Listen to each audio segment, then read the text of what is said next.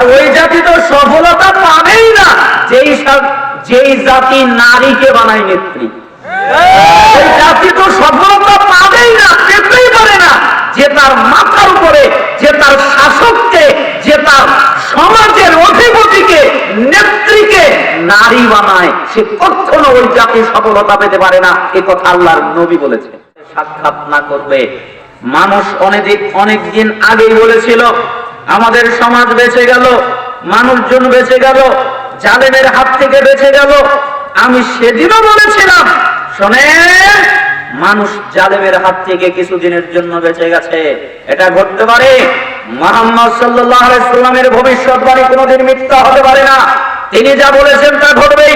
প্রত্যেক পরবর্তী যুগের লোকেরা আরো খারাপ হবে। সমাজ এখন যেভাবে চলছে, আজ থেকে 5 বছর 10 বছর পরে সমাজ তার উল্টা নীতিতে চলবে।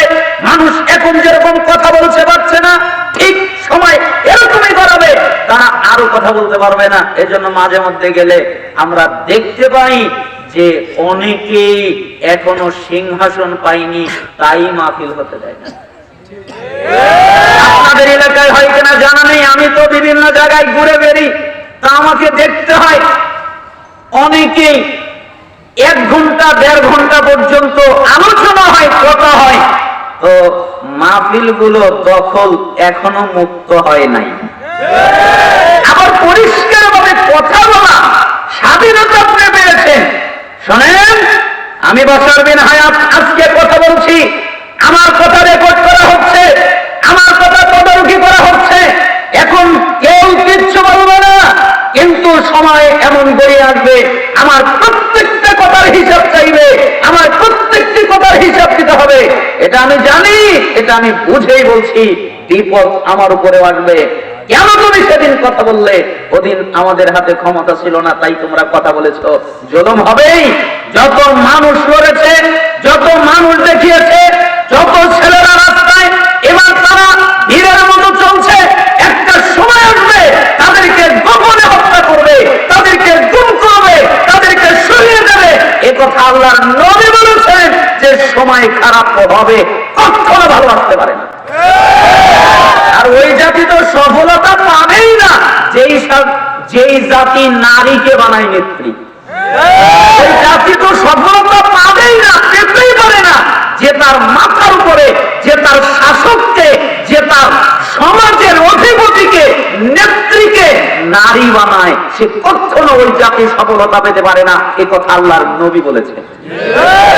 তাহলে কিয়ামতের পূর্বে যতগুলো ফিতনা ফাসাদ দেখা দিবে, তার মধ্যে একটা ফিতনা ফাসাদ হলো যুগ খারাপ হয়ে যাবে, মানুষ খারাপ হয়ে যাবে, মানুষ আরো জঘন্য হয়ে যাবে। কিয়ামতের পূর্বে আরেকটি ফিতনা দেখা দিবে। মুহাম্মদ সাল্লাল্লাহু আলাইহি ওয়াসাল্লাম যে ইসলাম রেখে গেছেন, ওই ইসলাম মানুষ সমাজে খুঁজে পাবে না। মুহাম্মদ সাল্লাল্লাহু আলাইহি ওয়াসাল্লামের ইসলাম পাওয়া যাবে না। কেন? উম্মে দারদা রাদিয়াল্লাহু আনহু তিনি বলেন, দাখালা আলাইয়া আবু দারদা ওয়া হুয়া মুগদাবুন। একদিন আবু দারদা ঘরে প্রবেশ করলেন, এত রাগ করে প্রবেশ করলেন, এরকম রাগ তাকে আমি কোনোদিন করতে দেখিনি। এত রাগ চেহারার মধ্যে, তিনি খুব রেগেছিলেন। ওই রাগান্বিত অবস্থায় ঘরে প্রবেশ করলেন। আমি জিজ্ঞেস করলাম, মা আকদাবাক, কি ব্যাপার, আপনি রেগেছেন কেন, আপনার রাগার কারণ কি? তখন তিনি বললেন, আল্লাহে, আল্লাহর কসম, মা আরিফু মিন উম্মতি মুহাম্মদ সাল্লাল্লাহু আলাইহি ওয়াসাল্লাম শাইআ ইল্লা আন্নাহুম ইউসাল্লুনা জামিআ। শুধুমাত্র জামাতে নামাজ আছে, এছাড়া মুহাম্মদ সাল্লাল্লাহু আলাইহি সাল্লামের দ্বীনের কিচ্ছু নাই। খালি জামাতে নামাজ আদায় করে এতটুকু পাওয়া যায়, কিন্তু মুহাম্মদ সাল্লাল্লাহু আলাইহি সাল্লামের দ্বীনের কিচ্ছু পাওয়া যায় না, দ্বীনের কিচ্ছু নাই। এ কথা বললেন সহিহ বুখারীর 650 নম্বর হাদিস। তিরমিজি যদি খোলেন 2447 নম্বর হাদিস।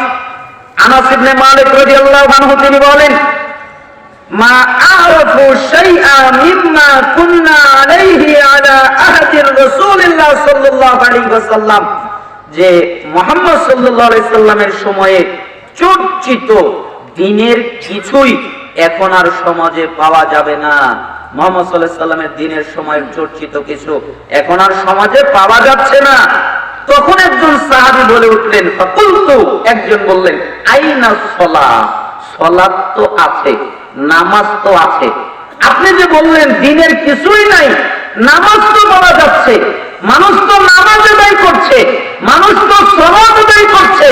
তখন তিনি বললেন, শোনো, আওয়ালাম তাসনাউ ফি সালাতিকুম মা ক্বাদ আমিলতুম মা ক্বাদ আলিমতুম। শোনো, এই যে নামাজ যে আছে, এই নামাজের ভিতরে কি অলসতা তৈরি করেছে, কি অবহেলা তৈরি করেছে, এটা তো তোমরা দেখতেই পাচ্ছ। নামাজ আছে, কিন্তু নামাজের মধ্যে অলসতা আর অবহেলা দুটাই আছে, তাই না? এই হাদিস কখন বর্ণিত হলো? উসমান ইবনে আফফান রাদিয়াল্লাহু আনহু পরবর্তীতে যখন মুসলিমদের মধ্যে গোলযোগ লেগে গেল, যুদ্ধ বেঁধে গেল, মুসলমানের বিরুদ্ধে খেপে গেল, যখন বিতর্কিত হয়ে গেল, ওই সময়ে আবু দারদা রাদিয়াল্লাহু আনহু এই হাদিস বলেছিলেন। ওই সময়ে আনাস ইবনে মালিক এই হাদিস বলেছিলেন যে জামাতে নামাজ আদায় করা ছাড়া মুহাম্মদ সাল্লাল্লাহু আলাইহি সাল্লামের দ্বীনের কিছু নাই, সব নষ্ট হয়ে গেছে। ওই সময় বলেছিলেন নামাজ রয়েছে। তখন আনাস ইবনে মালিক বলেছিলেন, নামাজে কি অলসতা তৈরি করেছে তা তো তোমরা জানো। ঠিক ওই সময় যদি কথা প্রয়োগ করা হয়, আজকের সময় তিনি আসলে দেখলে বুঝতে পারতেন যে সমাজে ইসলামই পরিপূর্ণ নেই, তাই না? নামাজ পড়ে কার মতো, সালাত কার মতো আদায় করতে হয়? রাসূলের মতো আদায় করতে হয়। রাসূল জোরে আমিন বলতেন।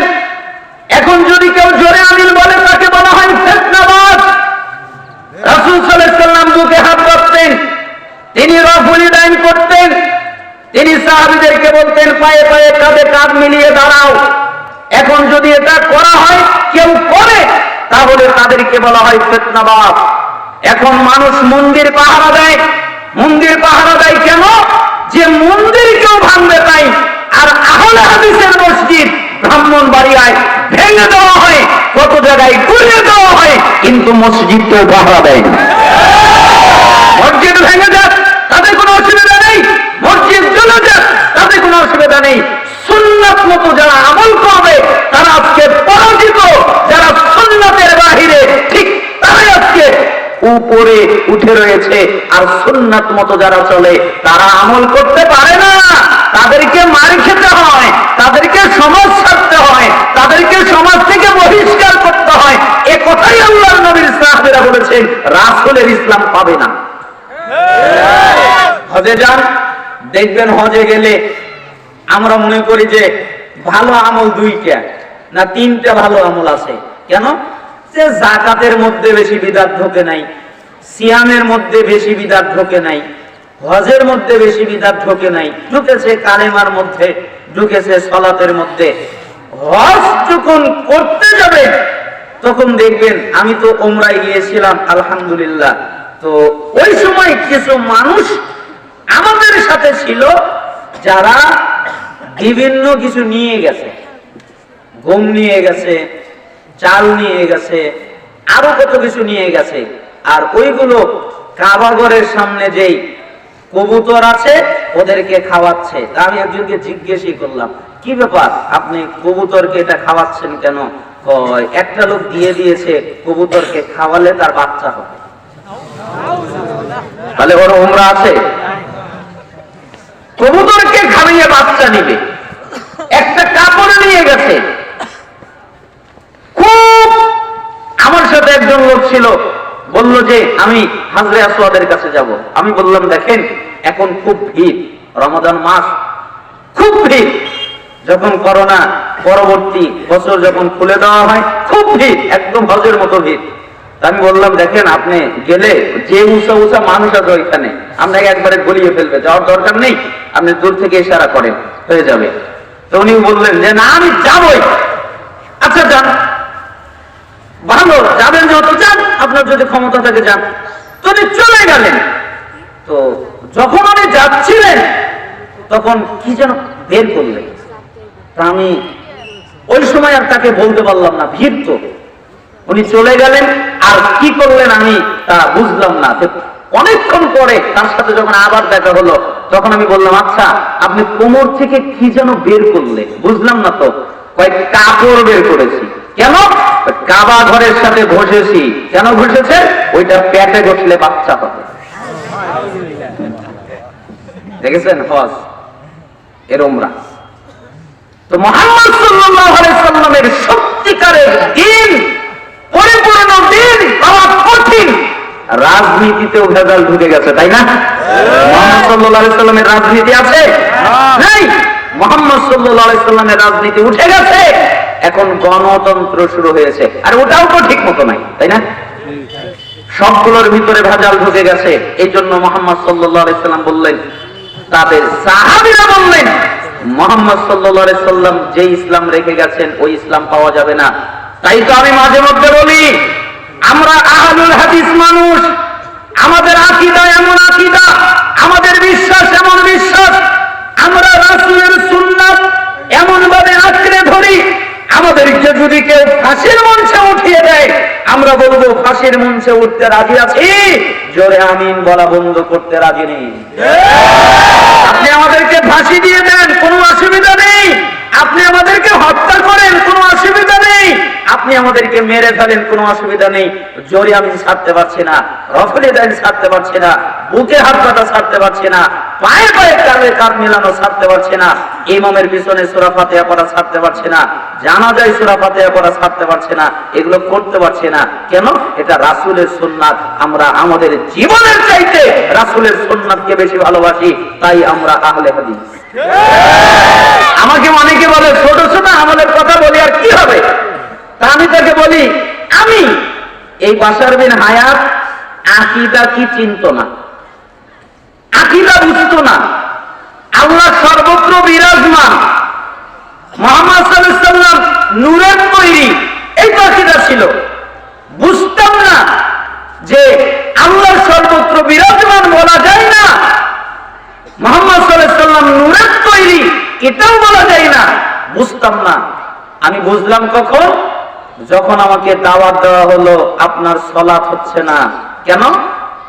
রফল দান করতে হবে, বুখারীর হাদিস, বুকে হাত বাঁধতে হবে, বুখারীর হাদিস, জোরে আমিন বলতে হবে, বুখারী আরো বিভিন্ন কিতাবের হাদিস, পায়ে পায়ে কাঁধে কাঁধ মিলিয়ে দাঁড়াতে হবে। আমি বলতাম এইগুলো আমল তো আমরা জানি না। আপনার হাদিসে আছে, আপনি পড়েন। তো হাদিসে পড়ে যখন আমরা এই আমল করলাম, তারপরে আমরা আকীদা শিখলাম। কথা বুঝেন নাই? আমরা কিন্তু আগে আকীদা শিখি নাই। আগে কি শিখেছি? ওই জোরে আমিন শিখেছি। প্রত্যেক ছেলেকে জিজ্ঞেস করে যে তুমি কিভাবে পরিবর্তন হলে, সে বলবে আমি নামাজের মাধ্যমে পরিবর্তন হয়েছি, আমি নামাজকে পরিবর্তন করেছি, তারপরে সে আকীদা পরিবর্তন করেছে। এই জন্য আপনাকে বোঝাতে চাচ্ছিলাম মুহাম্মদ সাল্লাল্লাহু আলাইহি সাল্লামের রেখে যাওয়া ইসলাম পাওয়া যাবে না। পরিবার ও প্রিয়জনকে নিয়ে মরিয়ম মিডিয়া টিভি এর সাথে থাকুন, সত্য জানুন, সঠিক পথ বেছে নিন। মরিয়ম মিডিয়া টিভি, কোরআন সুন্নাহর পথে এক অনন্য আহ্বান।